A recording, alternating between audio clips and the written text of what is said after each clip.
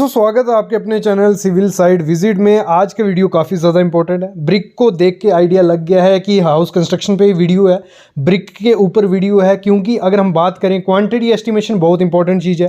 कौन सी brick use करनी है, फ्लाई ऐश, रेड ब्रिक या डब्ल्यूएसी ब्लॉक, ये सब चीज़ें बहुत ज़्यादा इंपॉर्टेंट होती है। और घर की कंस्ट्रक्शन के दौरान ये चीज़ें आपको पता भी होनी चाहिए और एक सिविल इंजीनियर को ज़रूर ये क्वान्टिटी निकालना आनी चाहिए। या नॉर्मल आप नॉन टेक्निकल पर्सन भी हो, आप ये क्वान्टिटी निकाल सकते हो। तो आज की वीडियो इसी पे होने वाली है। पहले मैं आपको बताऊंगा कि क्वांटिटी कैसे निकालती है और सिंपल स्टेप है। अगर आपने डिग्री वगैरह, डिप्लोमा वगैरह कुछ नहीं किया, आप कॉन्ट्रैक्टर हो, बिल्डर हो या नॉर्मल पर्सन हो, आप इजीली निकाल लोगे। वो 7 स्टेप इजीली फॉलो करने हैं। फिर मैं बताऊंगा कौन सी ईंट अच्छी है, सब चीज़ें हम बात करेंगे। लेकिन उससे पहले आपको एक काम कर लेना है, उससे पहले चैनल को सब्सक्राइब कर लेना है, बेल आइकन दबा लेना है। क्योंकि प्रैक्टिकल नॉलेज फ्रेशर्स के लिए, हाउस कंस्ट्रक्शन या सिविल साइट्स के लिए इसी पे मिलेगा। तो अभी हम स्टार्ट करते हैं टॉपिक। देखो, calculation of BRICS and cement ये आ गया।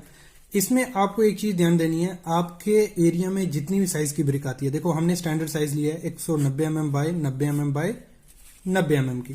लेकिन आपके एरिया में जितनी भी साइज की ब्रिक आती है, कई जगह पे आपने देखा होगा ये 220 आती है, 225 आती है, 200 ऐसे आती है। और ये वाला जो होता है इसका 75 आता है। और हाइट उसकी ये 75 भी होता है, 100 भी होता है। और हाइट उसकी 75 भी होती है, 70 भी होती है। तो आपने अपने जो भी ब्रिक उस एरिया में आने वाली है उसका साइज पहले कंफर्म कर लेना है, ठीक है। ये चीज ध्यान रखनी है।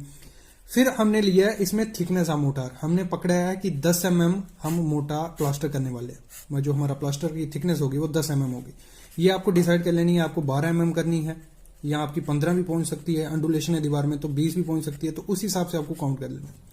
फिर हमने रेशो ले ली कि हम 1:6 का माल बनाएंगे, एक सीमेंट रेशो डालेंगे और 6 सैंड का। तो ये भी आपको डिसाइड कर लेना है। अगर आप 1:8 का बना रहे हो या 1:4 का, तो वो भी आपको डिसाइड कर लेना है। हमने डिसाइड किया थिकनेस हम कितनी रखेंगे, 10 mm, रेशो हम रखेंगे 1:6 का। ये हो गया। फिर आपको क्या जरूरत पड़ेगी, आपका जो प्लान है, घर का प्लान है, जहां आपको 1 कमरा बनाना है, 2 कमरा बनाना है, तो उसकी जो ब्रिक आने वाली है, मतलब उसकी कैलकुलेशन आपको कर लेनी है कि कितने एम क्यूब होते हैं। हमने एक एग्जांपल ले ली, एक हमारी दीवार है 10 मीटर वो लंबी है और 4 मीटर उसकी हाइट है और 230 की वो दीवार है। ये हमें पता चल गया 10 मीटर लंबी है, 4 मीटर हाइट और 230 की वो दीवार है, 230 mm, ठीक है। इसका सबसे पहले जो भी जिसका भी आपको कैलकुलेशन करना है दीवार के लिए, सैंड और मोटार का, तो उसका हमें वॉल्यूम निकाल लेना है। 10 ये ऐसे आगे 10 मल्टीप्लाई बाय 4 मल्टीप्लाई बाय 0.230, ये हो गया आपका पूरा दीवार का कैलकुलेशन। ये आया हमारा 9.2 MQ। इतना निकल गया। अब भी हम स्टार्ट करते हैं स्टेप 1। 6 स्टेप में मैं आपको पूरा समझा दूंगा कि आपको कितनी ब्रिक लगेगी। स्टेप 1 क्या कहता है, वॉल्यूम ऑफ 1 ब्रिक आपको पहले निकाल देना है मोटार के साथ। मतलब एक हमारी ब्रिक है, एक ईंट है, उसको माल लगा हुआ है 10 mm, तो उसे हमें वैसे उसका पहले वॉल्यूम निकालना है। पहला स्टेप ये रहेगा। तो हमारी थी 190 की, तो 190 प्लस 10 mm का माल हमने चढ़ा दिया, तो वो हो गई 200 mm। उसको मीटर में कन्वर्ट कर दिया, हो गया हमारा 0.2 मीटर। फिर जो ये वाला हिस्सा था, ये हमारा 90 था, ये भी 90 था, दोनों में 10-10 mm जुड़ेगा माल, तो वो भी जोड़ दिया, वो हो गया 100 mm, 0.1. ये इसका वॉल्यूम निकला हमारा 0.002 MQ, ये निकल गया। फिर दूसरा स्टेप जो कहता है, दूसरा स्टेप आपको क्या करना है, आपको निकालनी है नंबर ऑफ ब्रिक। ऐसे ही फॉलो करना है, आप इजिली निकाल लोगे। नंबर ऑफ ब्रिक निकालनी है कि इस दीवार में हमारी कितनी ईंटें लगने वाली हैं, तो वो निकलेंगी जो हमारा ये आया 9.2 वॉल्यूम डिवाइड बाय ब्रिक के साथ वाला वॉल्यूम, तो वो हो गई 460, 4600 ब्रिक हमारी लगेंगी माल के साथ। फिर अगली स्टेप क्या है, आपको निकालना है एक ब्रिक का वॉल्यूम। मतलब वो क्यों निकालना है मैं बताता हूं। वो ये जो ब्रिक है इसका वॉल्यूम निकाल लो। हमारी क्या थी, 190 बाय 90 की थी, तो 190 इसको मीटर में, सब वैल्यू मीटर में चल रही है, ठीक है, कन्वर्ट किया हुआ है। तो वो हो गया हमारा 0.00153 MQ। क्लियर, इतना क्लियर हो गया। अभी हम स्टेप 4 की तरफ बढ़ते हैं। वो अभी निकालना है वॉल्यूम कवर्ड बाय ब्रिक्स। जो मतलब इस दीवार में क्या है, ब्रिक भी है और माल भी है, मोटार भी है, सैंड सीमेंट है, दोनों है, तो हमें अलग अलग करना पड़ेगा, फिर ही हम क्वांटिटी निकाल पाएंगे। तो अभी क्या करना है, जो हमारी ब्रिक आई है 4600 ब्रिक आई है माल के साथ, उसको हमने मल्टीप्लाई कर देना है ऐसे ब्रिक के साथ, मतलब जिसमें माल नहीं लगा, तो वो आ जाएगा हमारा, वो आया हमारा 7.038। क्लियर। अभी हमें निकालना है वॉल्यूम ऑफ मोटार। मोटार का वॉल्यूम कैसे निकल जाएगा, देखो हमने एक ब्रिक ले ली जिसका वॉल्यूम बिना माल वाला है, और जो वॉल्यूम कवर्ड किया उसने उसको मल्टीप्लाई कर दिया, ये आ गया। अभी हमें निकालना है जो हमारा टोटल वॉल्यूम आया था 9.2 वो लिख देना है, उसको माइनस कर देना है जो बिना वॉल्यूम कवर किया है किसने, ब्रिक ने, तो वो माइनस कर देंगे तो हमें मिल जाएगा कि हमारा इतना वॉल्यूम है मोटार का 2.162 MQ। लेकिन ये याद रखना ये वेट में है, तो वेट में क्या होता है, वेट और ड्राई का एक फंडा समझा दूं। जो चीज़ हमारी वेट होती है, अगर हम एक सीमेंट लेते हैं उसको एक गिलास में भरते हैं सूखा सीमेंट, तो जब उसको फुल कर देंगे सूखे सीमेंट को, लेकिन जब हम उसमें पानी डालेंगे तो उसका वॉल्यूम डिक्रीज हो जाएगा। और कितना डिक्रीज होता है, वो 33% डिक्रीज हो जाता है। तो वही है, हमें वेट मिल गया है तो हमारा सीमेंट मार्केट में ड्राई आता है, तो हमें ड्राई के हिसाब से करने के लिए क्या करना है, जो भी आपकी वैल्यू आई है स्टेप 5 में 2.162 उसको मल्टीप्लाई कर देना है 1.3 से, मतलब 33% से आपको मल्टीप्लाई कर देना है, तो हमें मिल जाएगा 2.87 हमारा ड्राई वॉल्यूम है। काफ़ी लोग गलती करते हैं कि इससे ही क्वांटिटी निकालते हैं और वो क्वांटिटी कम निकलती है, तो आपको ये मिल गया वॉल्यूम। अभी स्टेप 6 है जिसमें कंप्लीट हो जाएगा हमारा। अभी स्टेप 6 है तो सीमेंट की क्वांटिटी कितनी आएगी, कैसे निकालेंगे। जो हमारा ये आया स्टेप 5 में 2.7 MQ ड्राई वॉल्यूम, उसको लिखना है। फिर आपको 1:6 का माल हमारा बन रहा है, इसमें ध्यान देना, यही काम आएगा वो 1:6 1:8। तो सीमेंट ये 1 हमारा सीमेंट होता है, 6 सैंड होता है, 2.87 ये लिख दिया। फिर आपको लिखना है 1 और डिवाइड किससे किया, 7 7 कहाँ से आया, 1 + 6 हो गया हमारा 7। और अगर 1.8 होता है 1 + 8 9, अगर 1.8 की रेशो होती है तो यहाँ 9 आता।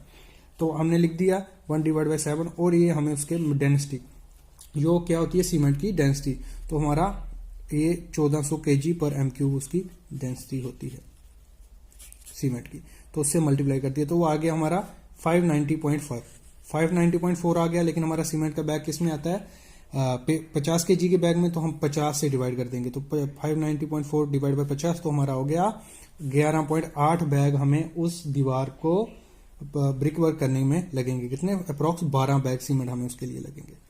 फिर हम बात करते हैं सैंड कितनी लगेगी, तो सैंड कैसे निकालेंगे, तो सेम ये वाला 2.87 इंटू 1:6 था, तो 6 हमें सैंड का था, 6 यहाँ लिख देना डिवाइड बाय 7 इंटू 35.31, इसको हम CFT में कन्वर्ट कर लेंगे। तो CFT में कन्वर्ट करने के लिए 35.31 से मल्टीप्लाई करते हैं, क्योंकि हमारी जो सैंड आती है मार्केट में वो क्यूबिक फीट में आती है, तो इसको मल्टीप्लाई कर दिया, हमारा आ गया 86.86 क्यूबिक फीट हमें सैंड लगेगी।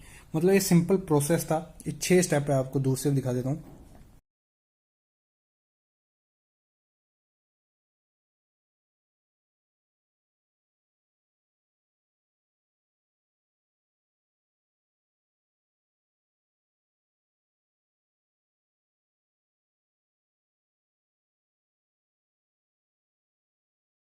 देखो क्वांटिटी निकालना तो आपको आगे हम कितनी बात चाहिए, करते लेकिन देखो, ब्रिक की अगर मैं हमने बात कहा था करूं, कि सब सीरीज ब्रिक पूरी होने वाली अपनी है। जगह पे तो सही है। अभी मैं आपको अगर बताता आप हूँ फ्लाई कौन ऐश सी ब्रिक यूज ब्रिक करते आपके हो, घर के लिए वो भी सही है, सही है। फ्लाई ऐश या रेड WC ब्रिक या ब्लॉक यूज करते हो, WC वो भी ब्लॉक, सही है। कौन या सा लाल यूज कर रहे इंक हैं। जो मैं पहले हम वीडियोस हमेशा ला यूज चुका हूँ, करते सब हैं वीडियोस घर ला की चुका हूँ, लेकिन कंस्ट्रक्शन एक में, रिवीजन और है, आप लोगों ने एक नई मोस्टली सीरीज लाल इनको ईंट ही स्टार्ट देखी किया है, होगी। कुछ चीजें ऐड की तो है इन वीडियो वीडियोस के में। एंड में मैं और अपना अभी भी हम चलते ओपिनियन हैं ब्रिक दूंगा की कि तरफ। मेरे हिसाब से कौन सा एक्सपीरियंस से कौन सा यूज करना चाहिए।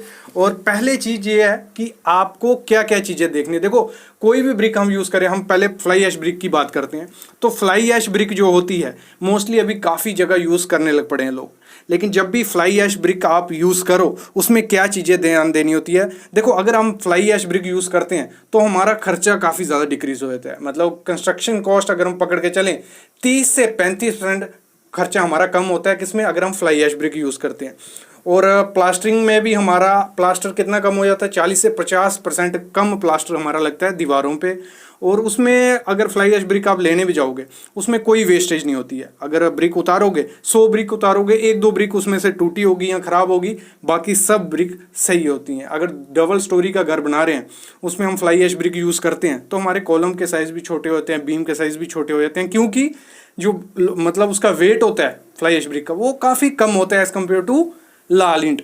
और इसमें आपको देखो, हमारा जो लाल ईंट को हम यूज़ करते हैं तो उसको हमें 24 घंटे पहले पानी में भिगो के रखना है, फिर उसमें हमें यूज़ करना होता है। लेकिन इसमें ऐसा कुछ नहीं है, आप थोड़ी देर पहले तराई करो थोड़ी उसकी, उसके बाद आप इसको यूज़ कर सकते हो। और इसकी स्ट्रेंथ भी काफ़ी ज़्यादा होती है, 100 kg/cm² इसकी स्ट्रेंथ होती है। अगर हम लाल ईंट की बात करें तो उसकी 35 kg/cm² होती है। लेकिन लोग क्यों फ्लाई ऐश ब्रिक यूज़ नहीं कर रहे हैं, आपको किसी को पूछोगे वो क्या बोलेगा, नहीं फ्लाई ऐश ब्रिक अच्छी नहीं होती, लाल ईंट अच्छी है। नहीं, ऐसा नहीं है। फ्लाई ऐश ब्रिक काफ़ी ज़्यादा अच्छी है, लेकिन उसमें आपको एक चीज़ ध्यान देनी है, जब भी आप फ्लाई ऐश ब्रिक लेने जाओ तो उसमें आपको चेक करना है कि उसका जो, देखो फ्लाई ऐश क्या होती है, एक राख बोल लो, ये आती है हमारी थर्मल प्लांट से, जो बड़े बड़े कोल के प्लांट हो गए, थर्मल प्लांट हो गए, बिजली बनाते हैं, उधर से जो फ्लाई ऐश आती है, उससे अगर वो ईंट बनी है, वो काफ़ी ज़्यादा स्ट्रेंथ होती, ना आपके घर को कोई नुकसान पहुंचाएगी, ना सीमेंट को, ना प्लास्टर को, किसी को नहीं। लेकिन कुछ होता क्या है, शुगर केन की इंडस्ट्रीज जो होती हैं, यहाँ गन्ना वगैरह बनता है, उसमें से भी फ्लाई ऐश निकलती है। लोग क्या करते हैं, ब्रिक सस्ती बनाने के चक्कर में फ्लाई ऐश कहीं से भी उठा लेते हैं। अगर वो ब्रिक यूज हुई, वो फ्लाई ऐश यूज हुई है, उससे ब्रिक बनी है, तो मैं कभी नहीं कहूंगा आपको कि फ्लाई ऐश ब्रिक यूज करो। फिर तो आपको फ्लाई ऐश ब्रिक यूज करनी ही नहीं है, वो सबसे बेकार घटिया क्वालिटी है, वो टूट भी जाएगी, और उसमें जो सीमेंट होता है हमारा प्लास्टर करते हैं, वो भी अच्छे से चिपकेगा नहीं अगर वो खराब ईंट हुई। तो आपको हमेशा अगर फ्लाई ऐश यूज कर रहे हो, मैं बोलता हूँ करो, कोई दिक्कत नहीं है, सस्ती भी है, लाइव भी है, स्ट्रेंथ भी है, सब चीज़ें है, लेकिन कुछ चीज़ें चेक करके आपको करनी होती है। अगर खराब क्वालिटी की करोगे तो आपके घर में डैम्पनेस भी दिखने को आएंगी। और क्रैक्स क्यों दिखते हैं, वो क्रैक्स इसीलिए दिखते हैं, जो फ्लाई ऐश ब्रिक आपने यूज़ की होती है वो थर्मल प्लांट से फ्लाई ऐश नहीं यूज होती है। और हमेशा ध्यान रखना, एक फ्लाई ऐश ब्रिक बनती है ऑटोमेटिक मशीन से, एक मैन्युअली, तो हमेशा ऑटोमेटिक मशीन से लेना। यही मैं बात कहने को कह रहा हूँ इस वीडियो में, कि आप जब भी ब्रिक लेने जाओ, फ्लाई ऐश लेने जाओ, ये चीज़ें चेक करो, उसका रॉ मटेरियल कहाँ से आ रहा है, वो ऑटोमेटिक मशीन से बनी है नहीं बनी है, फिर उसके बाद लो। क्योंकि अगर हम बात करें 4 से 5 रुपये या मैक्सिमम 6 रुपये की आपको फ्लाई ऐश ब्रिक मिल जाएगी। अभी हम आते हैं लाल ईंट ब्रिक पे। जैसे आप बोल रहे थे कि रेड ब्रिक सबसे अच्छी है, मेरे को कमेंट आते हैं, मैं जब भी वीडियोस डालता हूँ तो रेड ब्रिक सबसे अच्छी है, उसमें मतलब हम पुराने ज़माने में यूज़ करते थे, उसकी लाइफ भी काफ़ी ज़्यादा है, लेकिन जो पुराने ज़माने में आप ब्रिक यूज़ करते थे वो ब्रिक आज नहीं मिल रही है। इसमें भी क्या होता है, इसमें 3 टाइप की क्वालिटी आपको देखने को मिलेगी, A B C। तो जो ए क्लास ब्रिक होती है वो कैसी होती है, ए क्लास ब्रिक आपको उस पर टेस्ट करने पड़ेंगे। इसमें मैं वीडियो बना चुका हूँ कैसे आपको चेक करना है कि अच्छी ब्रिक है कि नहीं, वो तो अलग बात रही। लेकिन एक जो इलेक्ट्रिक भट्ठे से, इलेक्ट्रिक कैलिन से जो ब्रिक बनती है, लाल ईंट क्ले, बर्न्ड क्ले ब्रिक, वो अच्छी होती है। वो मैं खुद बोलता हूँ, वो अगर आप ए क्लास ब्रिक यूज़ करते हो तो अच्छी है, लेकिन वो आपको मिलेगी 9 से 10 रुपये में या 8 से 9 रुपये में।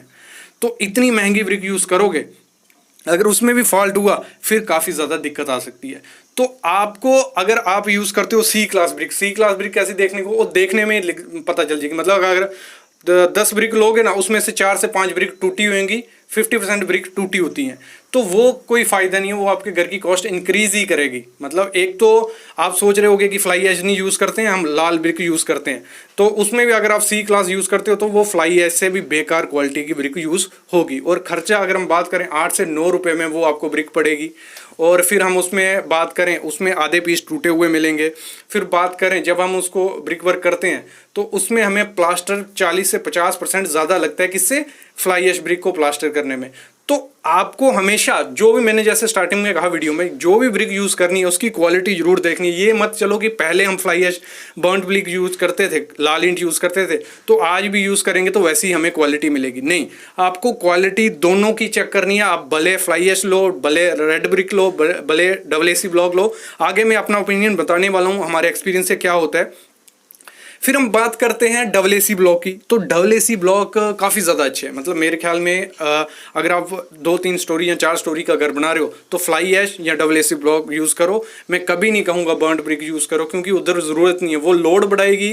कॉलम मोटे चाहिए, बीम मोटे चाहिए, उसमें खर्चा और ज़्यादा इंक्रीज होगा। तो आपको AAC ब्लॉक की तरफ जाना है।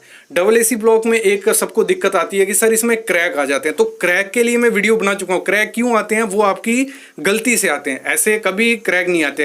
एक तो होता है कि अगर नया AAC ब्लॉक हम यूज़ करेंगे तुरंत, तो उसमें क्रैक आना लाजमी है, क्योंकि उसमें एक्सपेंशन कॉन्ट्रैक्शन होती है। तो आपको AAC ब्लॉक जो यूज़ करना है वो कम से कम 20 से 30 दिन पुराना होना चाहिए, फिर उसको आप यूज़ कर सकते हो। नए यूज़ करोगे तो उसमें क्रैक आएंगे। और जब आप जॉइंट बनाते हो कॉलम का, AAC ब्लॉक का, तो उसमें बीच में जॉइंट में आपको चिकन मैश यूज़ करनी है, उसके ऊपर प्लास्टर यूज़ करोगे तो आपके घर में क्रैक नहीं आएंगे। मतलब AAC ब्लॉक के भी फ़ायदे काफ़ी हैं, डिसएडवांटेजेस भी हैं। डिसएडवांटेजेस कब बनती हैं, जब आप नज़रअंदाज करते हो किसी चीज़ को, मतलब उसकी चेकिंग, उसकी सुपरविज़न नहीं करते हो। वैसी चीज़ फ्लाई ऐश और रेड ब्रिक में भी है। फ़ायदे भी काफ़ी हैं, डिसएडवांटेजेस भी काफ़ी हैं। फ़ायदे ही हैं। डिसएडवांटेजेस कब आती हैं उस चीज़ की, जब उसको सही तरीके से यूज़ नहीं किया जाता है, उसकी चेकिंग नहीं की जाती, तो वो डिसएडवांटेजेस ही होगा। और अगर मैं बात करूं अपने ओपिनियन से कि कौन सी आपको ब्रिक यूज़ करनी चाहिए, तो आप इस समय अगर आपके पास फाइनेंशियली आप अच्छे हो, ठीक है, पैसा ज़्यादा इन्वेस्ट कर सकते हो, तो A class brick burnt red brick की तरफ जाओ। ए क्लास ब्रिक होनी चाहिए तो आप यूज़ करो, कोई दिक्कत नहीं है। अगर 1 से 2 स्टोरी है, ठीक है, आगे बढ़ते हैं। अगर 3 से 4 स्टोरी है तो आप जाओ फ्लाई ऐश ब्रिक की तरफ या AAC ब्लॉक भी, लेकिन उसमें भी आपको उस चीज़ की क्वालिटी चेक करके ही यूज़ करना है। तो ये मैं आप पे छोड़ता हूँ, आपको यूज़ क्या करना है। लेकिन इसमें एक चीज़ ध्यान देना, जो जो चीज़ें मैंने आपको बताई कि क्या क्या चीज़ें चेक करनी है, वो चीज़ें चेक करके ही आपको ब्रिक बाय करनी है। भले लाल करो या फ्लाई ऐश करो या AAC ब्लॉक करो, चेकलिस्ट हमारी वीडियोस में भी है, मैं काफ़ी वीडियोस इस पे बना चुका हूँ कैसे चेक करना है। और आपको जब वहाँ जाओ आप, तो आपको ये चीज़ें चेक करके ही ब्रिक यूज़ करनी है। आई होप आपको समझ आ गया होगा कि इस वीडियो को बनाने का मोटिव क्या था, कि इनमें तीनों में से कौन सा यूज़ करना है। चूज़ आपको चेकिंग करके ही कोई भी चूज़ कर सकते हो। बाकी मैंने एडवांटेजेस भी बता दिए, डिसएडवांटेजेस भी। और भी वीडियोस देखनी है इस पे तो प्लेलिस्ट में जाओ, 700 प्लस वीडियोस हैं, उसमें आपको 20 से 30 वीडियो इसी चीज़ पे मिलेंगी। Thank you guys.